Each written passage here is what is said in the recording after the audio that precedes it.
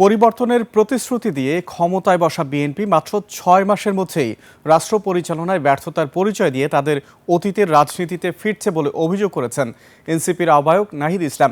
বলেন, জুলাই সনদ ও গণভোটের রায় বাস্তবায়ন না করে জন আকাঙ্ক্ষার বিরুদ্ধে অবস্থান নিয়েছে সরকার। ব্যর্থতার পরিচয় দিয়েছে আইন শৃঙ্খলা পরিস্থিতি নিয়ন্ত্রণ, বাজার ব্যবস্থা ও জ্বালানির সংকট নিয়ন্ত্রণেও।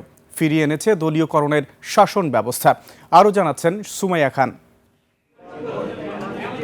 গণ অভ্যুত্থানের পর গেল 12ই ফেব্রুয়ারি নির্বাচনের মধ্য দিয়ে রাষ্ট্র পরিচালনার দায়িত্ব নেওয়া বিএনপি সরকারের 6 মাসের ফিরিস্তি তুলে ধরতে দলের কেন্দ্রীয় কার্যালয়ে এনসিপির এই সংবাদ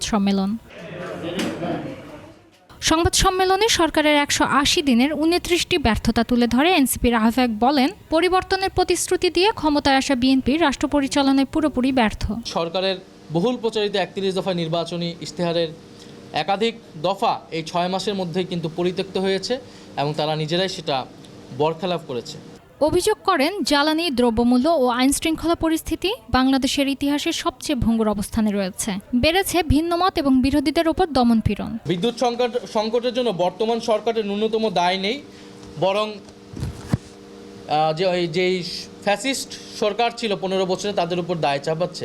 রাষ্ট্র পরিচালনায় ব্যর্থ সরকারের বিরোধীদের ওপর দায় চাপিয়ে তাদের পুরনো রাজনীতিতে ফেরার চেষ্টা করছে বলে অভিযোগ করেন নাহিদ। জানান, সরকার যদি তাদের পুরনো রাজনীতি থেকে ফিরে না আসতে পারে তাহলে তাদেরকে গণ আন্দোলনের মুখে পড়তে হবে। জনগণের এই প্রত্যেকটা যে ইস্যু, বিদ্যুৎ, গ্যাস, জ্বালানি সংকট, ওষুধ নীতি, সার এবং এই যে মানবাধিকার আইন, গুম কমিশন আইন এবং গণভোটের গণরায়, প্রত্যেকটা ইস্যুতে আমরা মাঠে থাকব।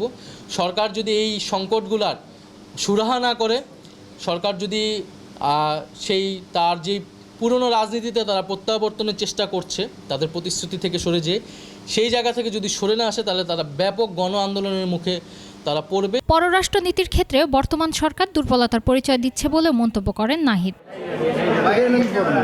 সুমাইয়া খান, 21 টেলিভিশন, ঢাকা।